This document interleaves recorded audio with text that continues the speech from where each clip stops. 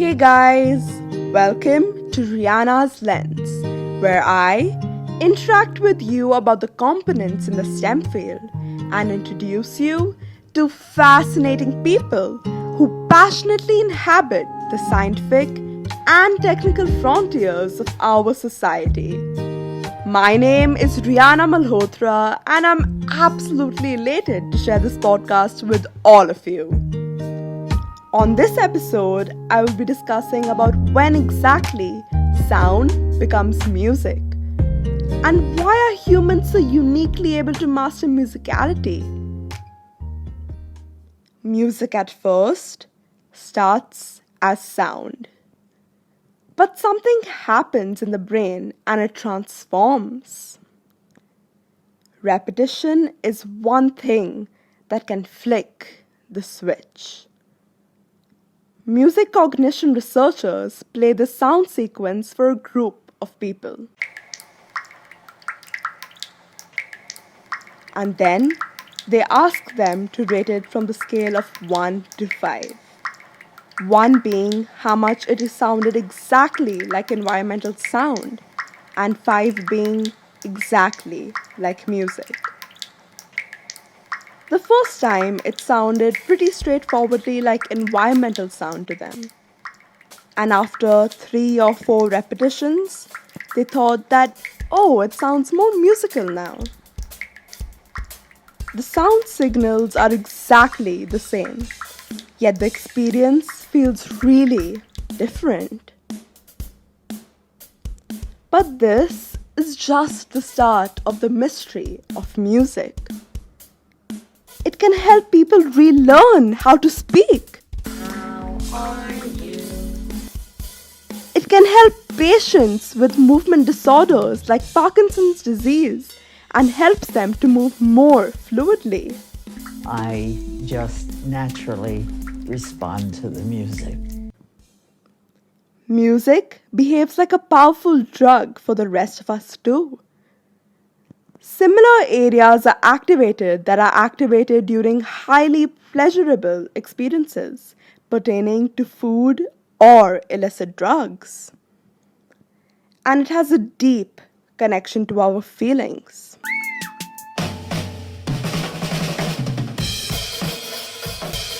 Music itself seems to be a cultural universal. We don't know about any human culture that doesn't have something that we think about as music. We've found musical instruments as old as human cave paintings. Nearly every person is born with a taste for music. But as far as we know, other primates don't really share our sense of beat. They just don't seem to get the rhythm the same way we do. So what exactly is music?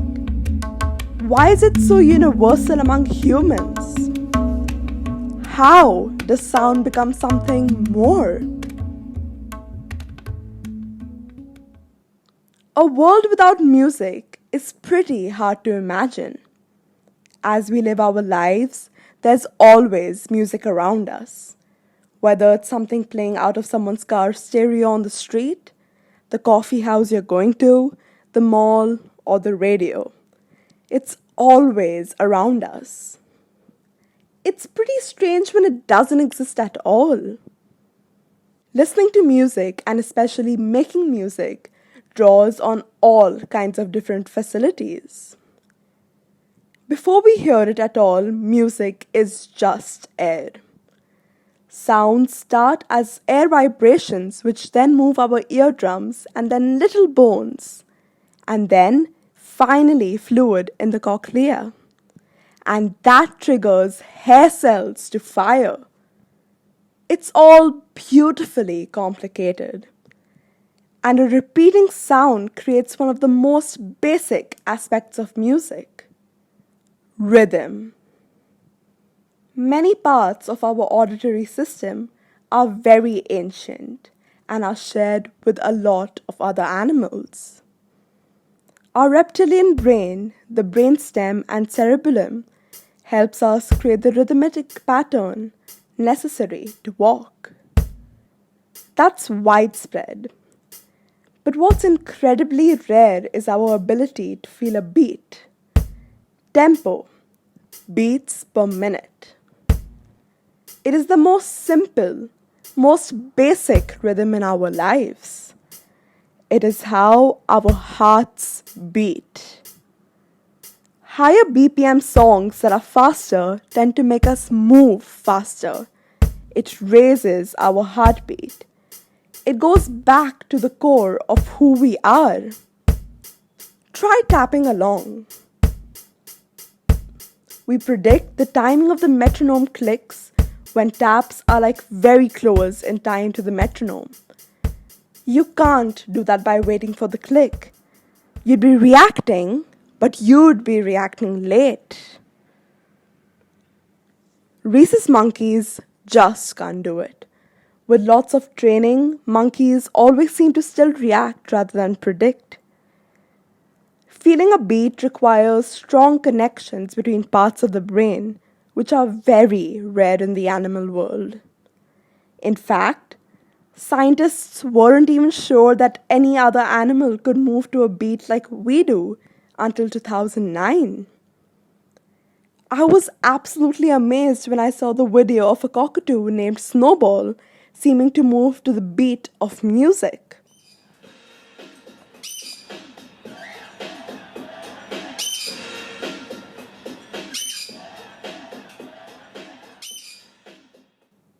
Put on Backstreet Boys and bam, Snowball could match the song played at different tempos.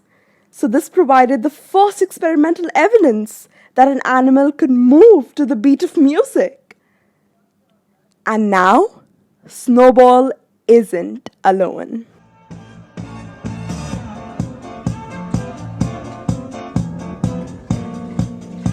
Ronan, a sea lion in California, is the first non-human mammal confirmed to really groove to earth, wind and fire. Bonobos are close evolutionary cousins that can tell if there's a beat, though the jury's out if they can synchronize to it, but the ability to tap out a beat is only one part of music. If a sound repeats fast enough, we hear it as pitch. Sure, many animals seem to perceive pitch. In terms of individual tone, they probably perceive them like we do.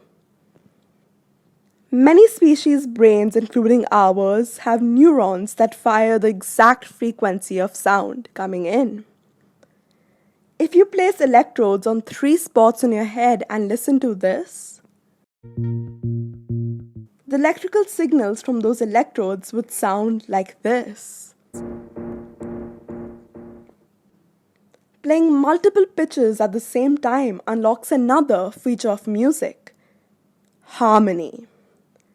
If you ask men and women to sing in unison, what typically happens is that they sing in an octave apart.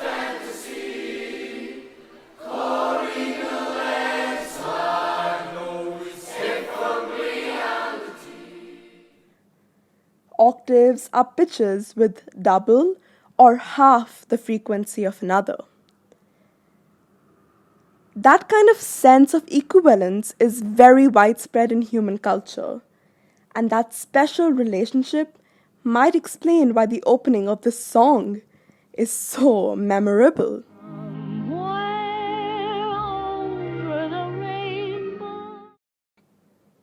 The first 2 notes are an octave.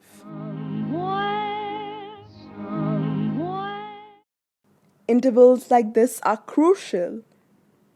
Every culture divides the space between octaves into scales.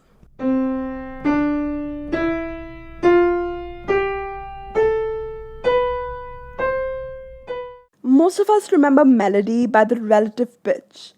The space between notes like this melody starting on C. My new fire, you ought to come to light me. Starting on an F, it sounds like the same melody. My new fire, you ought to come to light me. It's just not like this for birds. You can train them to recognize melody A from melody B. transpose those melodies, move them up or down in pitch, they have no idea what those things are. They have to completely relearn them as if they're brand new melodies. They don't recognize them anymore. Then there is timbre, the quality of sound that distinguishes pitch if played on a bassoon, baritone sax, or a bowl. Most people perceive timbre like they perceive color. It's a thing you can name. Lots of animals can possess one or more of these components. Some types of crabs and fireflies synchronize with each other, but only at one tempo.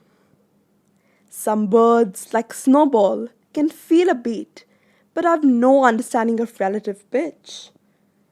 Rhesus monkeys can understand octave equivalence, but can't feel a beat. Combined with our capacity for language and memory, only humans put the entire puzzle together. How musicians assemble these pieces triggers another aspect of music that's, as far as we know, uniquely human. It's the deep connection to our feelings.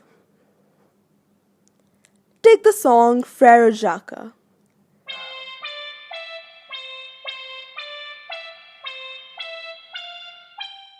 It's in the major scale, which in Western music is associated with a happy feeling.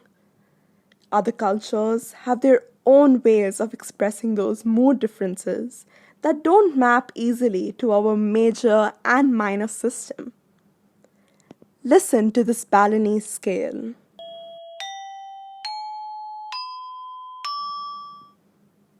For a Balinese person, they will really think that is quite sad.